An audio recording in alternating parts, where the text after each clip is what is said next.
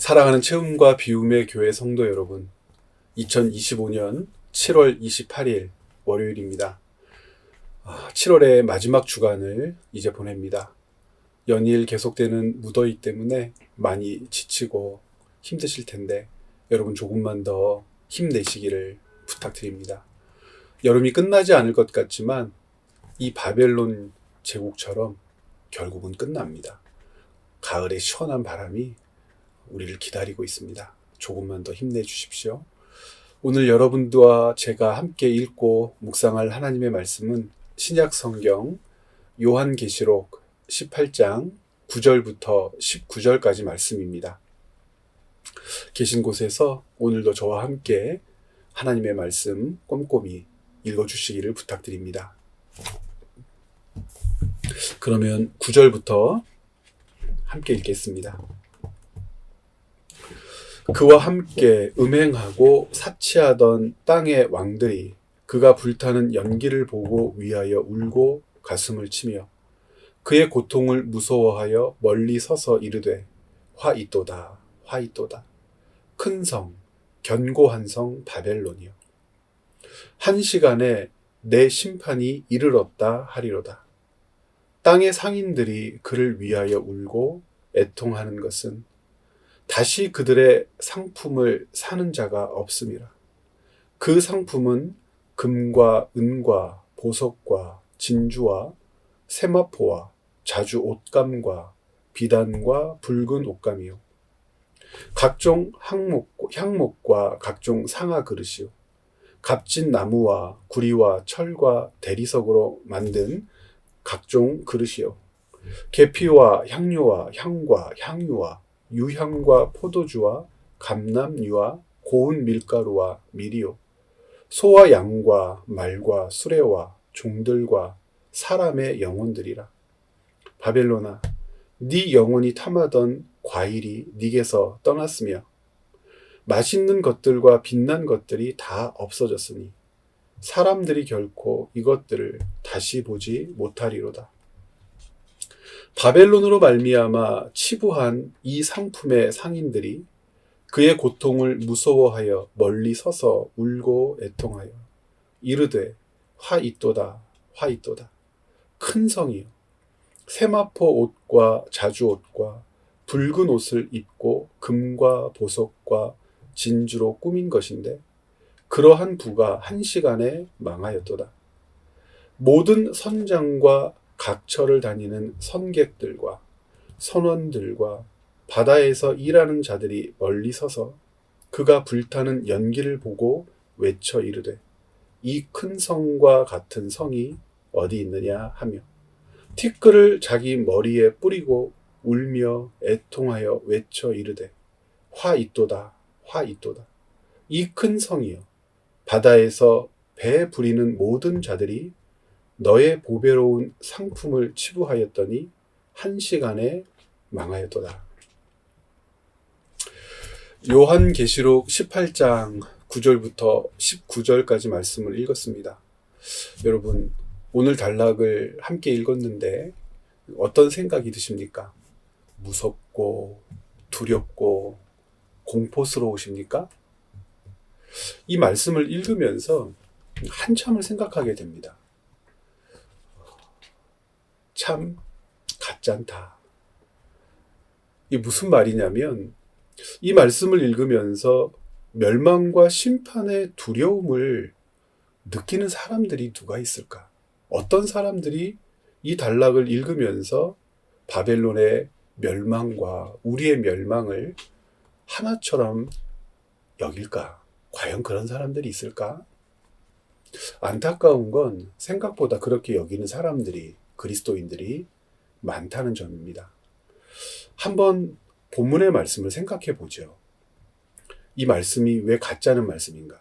그러니까 하나님의 말씀이 가짜다는 것이 아니라 여기에 나와 있는 하나님의 심판을 보면서 두려워한다는 것이 가짜다는 겁니다. 아마도 18장에 있는 이 내용들, 특별히 10절에 보면 그의 고통을 무서워하여 멀리 서서 이르되 화이또다 화이또다 큰 성 견고한 성 바벨론이여 한 시간에 내 심판이 이르렀다 하리로다. 바벨론의 심판을 이야기하고 그 심판이 순식간에 이루어졌다는 것을 가르치기 위해서 1시간이라고 하는 표현을 쓰는데 17절에도 이 1시간이라고 하는 표현은 반복되죠. 이 이야기의 구성과 내용은 아마도 스가랴서 2장에 있는 말씀을 배경으로 해서 하나님께서 사도 요한을 통하여 환상을 보게 하신 것이라고 생각이 됩니다. 그러니까 스가랴서 2장 말씀을 잘 알고 있었던 사람들이라면 이게 무슨 이야기인지 금방 알 수 있어요. 스가랴 2장 같은 경우에 우리가 이제 8월 달에 스가랴 말씀을 묵상하게 될 텐데 어떤 내용을 담고 있습니까? 하나님께서 환상을 보여주시면서 그 큰 성 바벨론을 속히 떠나라고 말씀하십니다. 도망치라고 말씀하세요. 사람들, 바벨론의 포로로 잡혀갔든 아니면 바벨론에 의하여 압제 아래 있었던 민족과 열방 입장에서 보면 순식간에 멸망하는 바벨론의 모습이 참으로 두렵고 무서웠던 것 같습니다. 페르시아, 바사 제국에 의해서 바벨론이 멸망하게 되는데 정말 순식간에 일어났거든요. 여러분들 다니엘 5장을 읽어보면 알고 계시겠지만 거기 그 유명한 메네메네 데겔 우바르신이라고 하는 손이 나와서 벽에 글씨를 쓰는 장면이 등장하잖아요. 바벨론의 벨사살 왕 때 있었던 일이거든요. 하나님께서 측량해 보았다. 그런데 너희들은 하나님 보시기에 참 부족하다, 모자르다. 그래서 메네메네 데겔 우바르신 이 나라를 찢어서 다른 민족에게 주겠다. 이것이 이제 그 손글씨의 의미였는데 그 즉시 벨사살이 죽고 그리고 메데 바사에 의해서 바벨론 제국이 순식간에 멸망하게 됩니다. 그리고 나서 페르시아 제국이 들어서게 되는 거죠. 그러니까 견고하고 능력 있고 그 어떤 민족도 과연 저 제국이 멸망할까 생각하지도 못했던 그런 시점에 하나님께서는 바벨론이라고 하는 큰 나라를 무너뜨려 버리셨습니다. 자, 그것을 알고 있었던 이스라엘 백성들 또 환상을 보고 있는 요한은 이 말씀을 기록하면서 로마 제국을 생각했을 거란 말이에요. 힘있고 능력 있고 포악하고 그리스도인들을 핍박하고 잡아 죽이고 우리가 어제 말씀을 통해서도 확인했지만 그리스도인들이 피 흘리는 모습을 보며 그것을 즐겨요. 먹고 마시며 구경하는 저 구경꾼들. 그것들에 대하여 아무것도 할 수 없는 작고 초라한 우리. 그러나 이 모든 것들을 바라보면서 하나님의 마음과 하나님의 시각을 갖게 되면 이 구도가 달라진다는 거죠. 하나님 손에 의하여 다스려지고 있는 세상의 그 어떤 권세라 하더라도 순식간에 무너질 수 있는데 저 로마 제국, 세상, 모든 권력과 힘의 상징인 저 로마 제국도 순식간에 무너질 수 있다는 분명한 확신이 들었을 겁니다.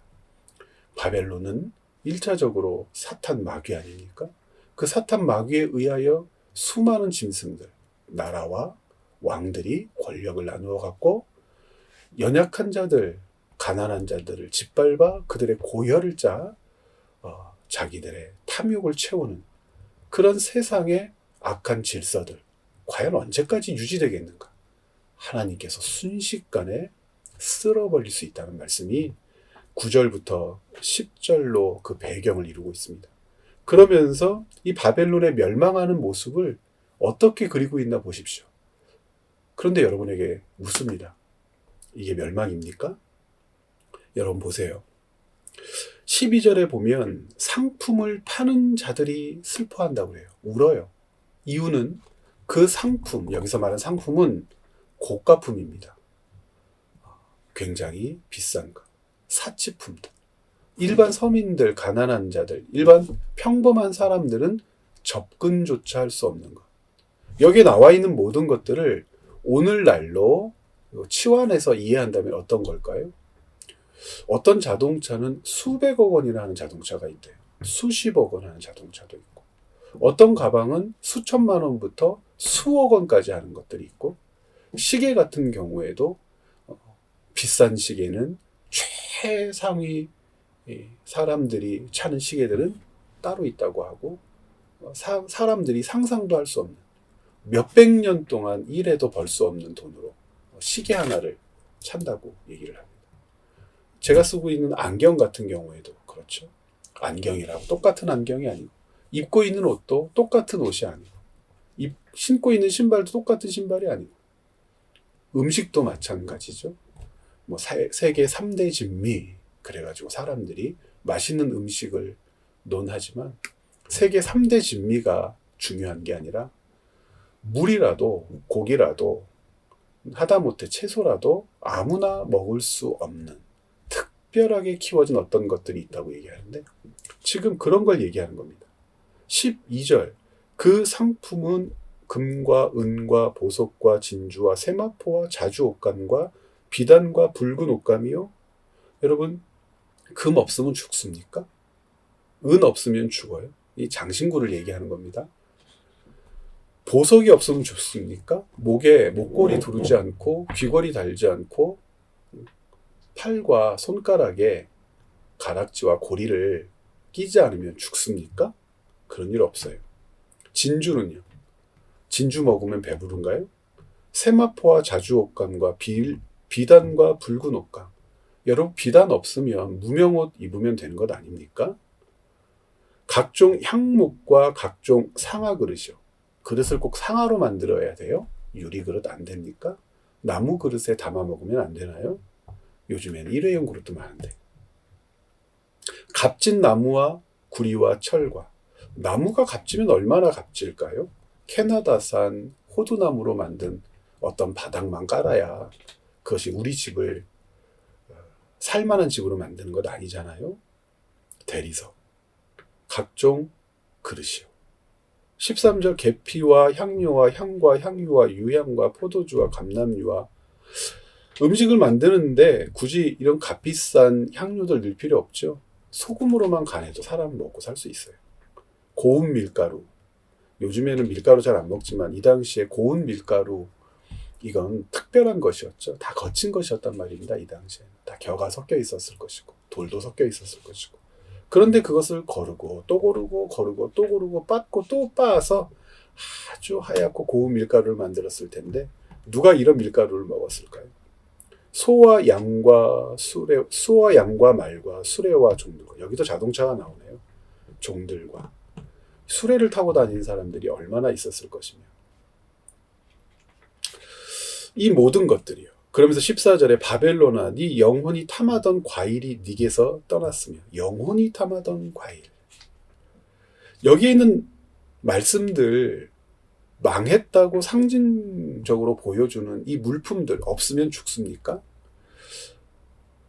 사람을 죽이는 것은 이것들이 아니에요. 사람은 누가 가질 수 있는 것, 누구나 가질 수 있는 것을 탐하지 않습니다. 산삼을 탐하는 이유가 뭡니까? 산삼 드셔보셨나요? 장례삼 말고요. 진짜 산삼. 50년 되고 100년 되고 300년 되고 풀 한 뿌리에 1억 원씩 하고 2억 원씩 하는 그런 산삼이. 들판에 개망초처럼 산삼이 많으면 탐하겠습니까? 저거 먹으면 몸에 좋대. 뜯어다 삶아 먹으면 건강에 좋대. 저거 뿌리 캐 먹으면 좋대. 개망초처럼 흔하면 사람도 그거 캐다가 먹지 않습니다. 쑥 있잖아요. 쑥이 참 사람한테 좋잖아요. 핵전쟁이 일어나면 식물 중에서는 쑥만 살아남고 동물 곤충 중에서는 바퀴벌레만 살아남을 거라고 하지 않습니까? 그만큼 좋은 거예요. 바퀴벌레가 좋다는 뜻은 아닙니다. 그 흔한 쑥 먹으면 몸에 좋은 거 모르나요? 사람들 알죠. 그런데 봄에 별미로 먹는 것이지 쑥회로 생명 걸고 길거리를 돌아다니는 사람들 찾아보기 어렵습니다. 흔한 것을 사람들은 탐하지 않아요. 사람들이 탐하는 것은 누구나 가질 수 없는 것, 누구나 먹을 수 없는 것, 누구나 입을 수 없는 것. 누구나 소유할 수 없는 것을 탐합니다. 그런데 정작 사람을 죽음에로 내모는 것, 죽게 하는 것은 누구나 가질 수 없는 어떤 것이 아니라 누구나 갖고 있는 것을 잃을 때 사람은 죽습니다. 공기, 물, 탄수화물, 지방, 단백질. 누구나 가질 수 있는 것이라고 생각했던 것을 얻지 못하고 먹지 못하면 사람은 죽는 거예요. 그런데 탐욕에 절어있는 존재. 그것이 인간 인생의 가치라고 세뇌되고 그것에 묶여서 발버둥 치는 존재에게는요. 누구나 가질 수 없는 것을 갖지 못하면 망한 것 같고 절망으로 빠져버리고 자기 인생의 의미가 없다고 낙담합니다. 큰 성 바벨론에게 속은 존재들이 바로 이와 같죠. 큰 성 바벨론이 가지고 있는 것은 이따위 것들이에요. 그런데 그것을 잃고 그것을 얻지 못하면, 그런데 이 말도 너무나 우스운 게 누구나 그것을 얻을 수 있습니까? 누구나 그것을 소유할 수 있습니까? 여기서 말한 것들이요. 모든 사람들이 수백억 원씩 하는 이름도 희귀한 자동차를 가질 수 있습니까?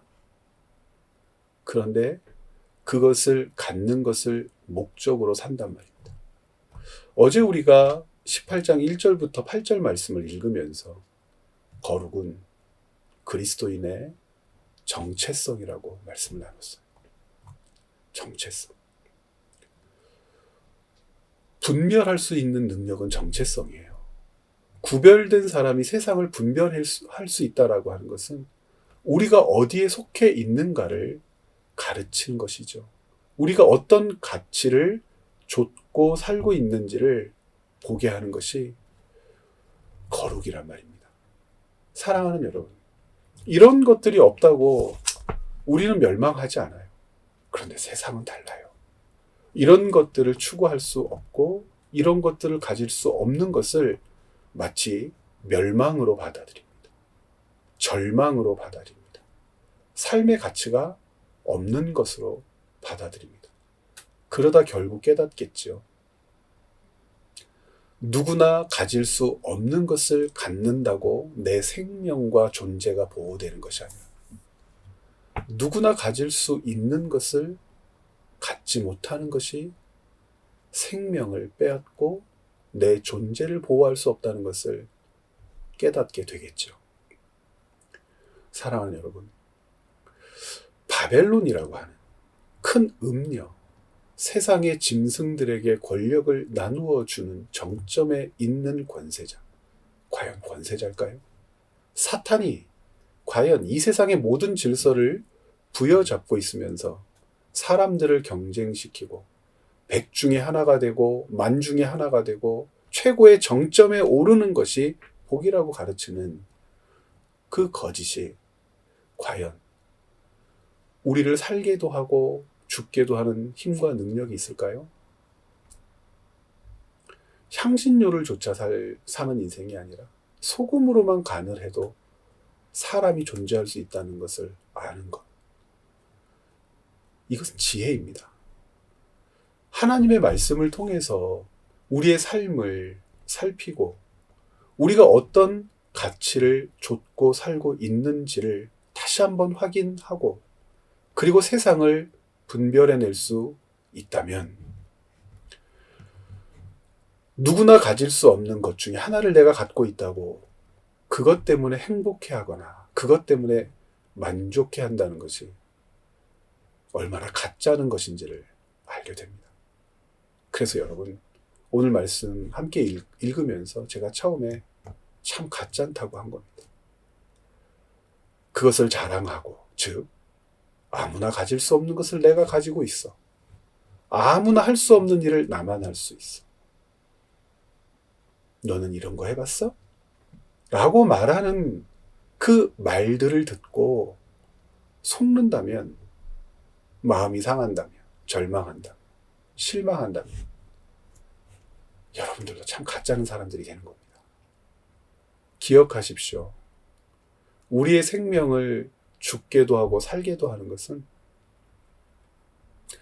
누구나 가질 수 있는 것이 아니라 누구나 가질 수 없는 것을 갖고 있기 때문에 그가 생존하는 것이 아니라, 말을 좀 잘 들으셔야겠네요. 누구나 가질 수 있는 것을 갖지 못하게 될 때입니다. 이 세상의 모든 질서를 다스리시는 하나님, 세상을 창조하신 하나님, 하늘의 궁창을, 땅을 물과 무추로 나누신 하나님, 땅을 돋게 하셔서 산이 되게 하시고, 땅을 누르셔서 웅덩이, 물, 호수, 바다가 되게 하시고, 그것들이 순환되게 하시고, 지구를 하루에 한 바퀴씩, 1년에 한 바퀴씩 자전과 공전을 이루어 이 모든 것들을 보존하시는 하나님.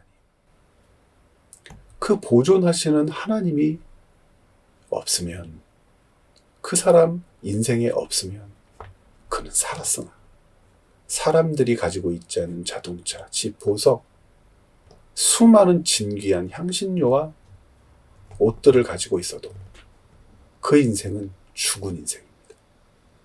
심판 중에 있는 인생입니다. 심판은 먼 미래의 어떤 일이 아니라, 그래서 우리 곁에서 언제나 볼 수 있는 현상이고 사람이고 역사입니다. 심판 중에 있는 사람들을 눈여겨보십시오. 어떤 사람입니까?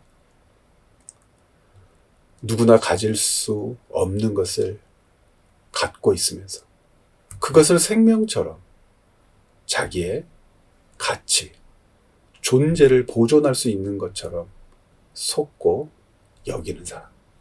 사탄의 질서, 바벨론을 추종하는 사람. 그런 사람들입니다. 우리가 어떤 존재인지 다시 한번 되짚어 봅니다.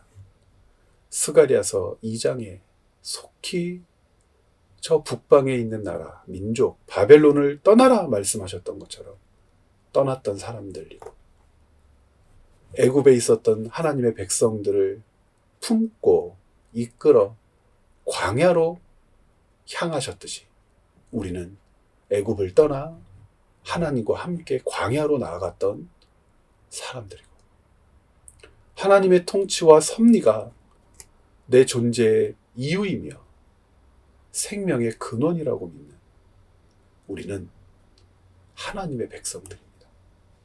거룩한 사람들, 그렇게 우리 주 하나님의 은혜로 구별된 사람들인 줄 믿습니다. 여러분, 다시 한번 우리 채비교회 공동체 마음 깊은 곳에 요한계시록 말씀들의 결론이 새겨지기를 원합니다.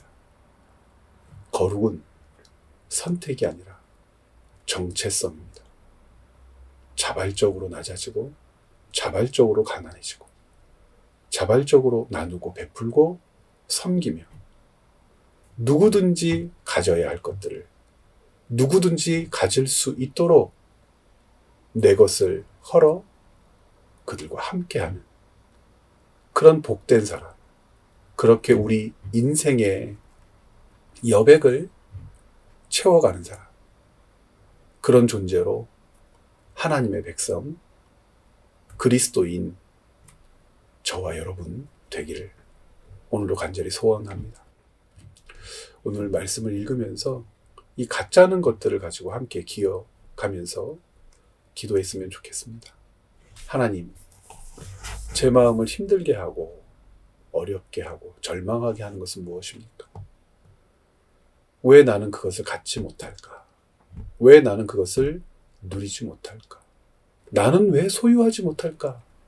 라고 하는 것에 제 마음에 깊은 슬픔이 있습니까? 하나님, 용서하여 주시옵소서.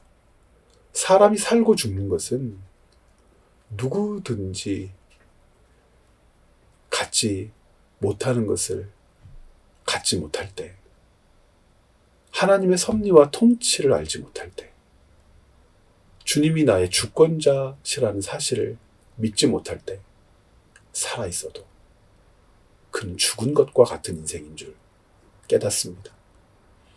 이것이 제 마음, 제 삶 가운데 믿어지는 일들이라면 분별하게 하여 주옵소서. 거룩한 사람, 구별된 사람으로 이 세상을 분별하게 하여 주옵소서. 제 삶의 가치와 본분이 어디에 있는지 오늘도 깊이 고민하며 붙들어내는 주의 백성 되게 하여 주시옵소서. 내일 또 남은 요한계시록 18장의 마지막 단락 묵상하는 자리에서 여러분들 뵙도록 하겠습니다. 무더운 여름입니다. 건강하게 보내십시오. 고맙습니다.